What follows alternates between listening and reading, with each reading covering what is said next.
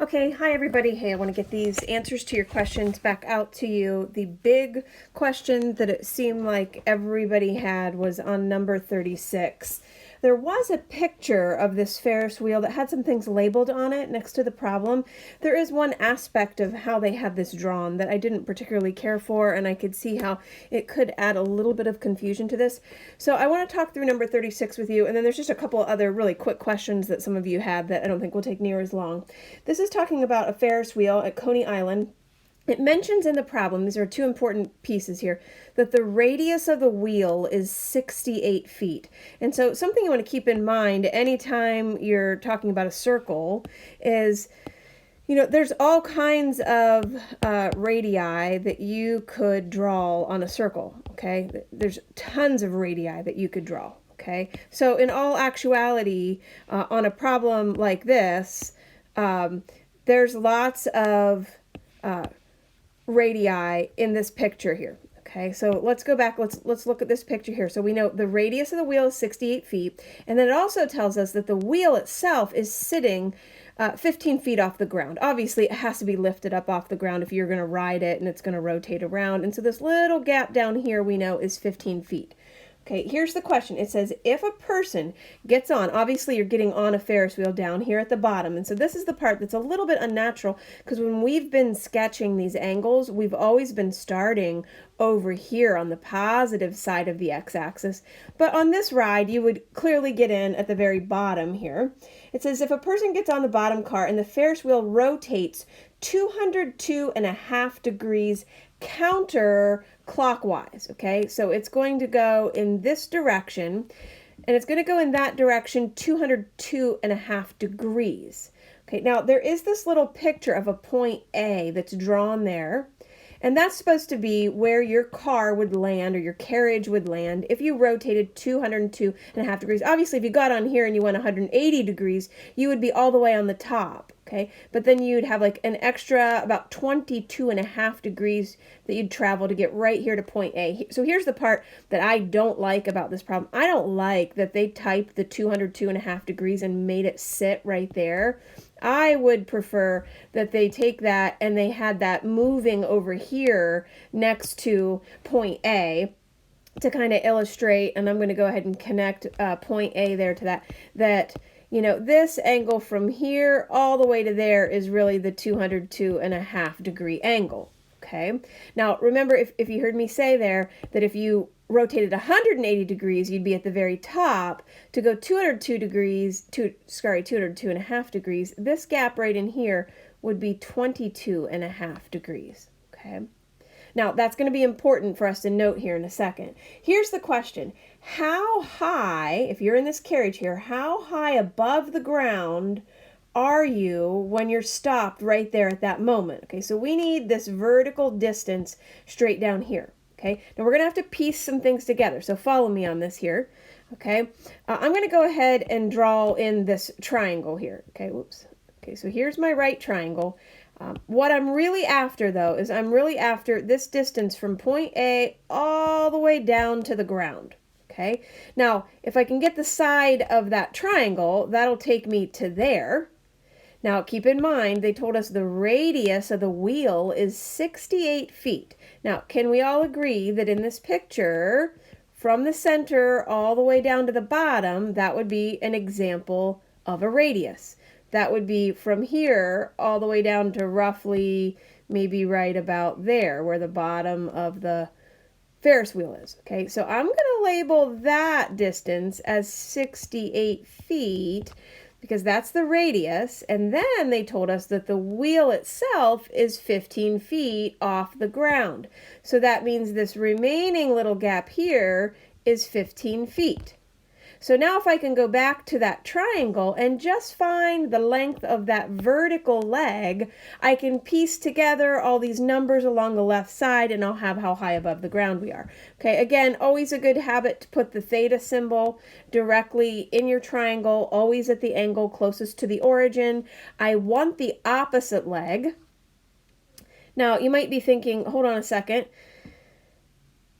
do we know any of the sides of this triangle? Okay, well, let's go back and say, remember they told us the radius is 68 feet, and we said there's all kinds of radii that you could draw. In fact, isn't the hypotenuse of this triangle really just an example of a radius? And I'm going to clear some things out of here just to declutter so that I can write this in here. Sure, that hypotenuse from the very center all the way out to point A would be 68 feet, because that's what they said the radius is. Okay, and I really didn't need to, I guess, put the theta symbol right in the center. I'm sorry, I'm kind of like erasing things here. Let me put this back in.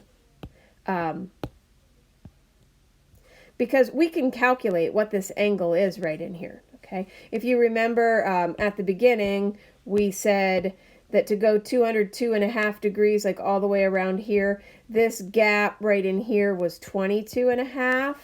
Okay, that means this angle, and I'm going to write it out here and just draw the arrow, would be 67.5 degrees.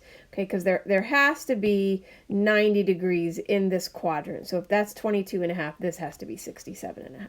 Okay, I need to know that because when I pick my trig function, and again, I'm trying to find that opposite leg, I'm going to call that x. So I'm going to do sine of 67.5 degrees because that's what that angle is right there inside the triangle. That's going to be equal to opposite, that's x, over hypotenuse, that's 68. I'm going to cross multiply, and I get that just that little vertical piece that I'm missing there on 36 comes out to be 62.82 feet. And if you add all three of those up, that's where we get 145.82 feet for like the official answer for this. Okay, that was number 36. That was one that the majority of you were wanting to see. A couple questions that some of you had on the reference angles. Okay, I will just draw your attention to this. When you list a reference angle, one, you should always write it as being a positive angle. Two, it should always be acute. And I suppose I should add a third thing here. It's always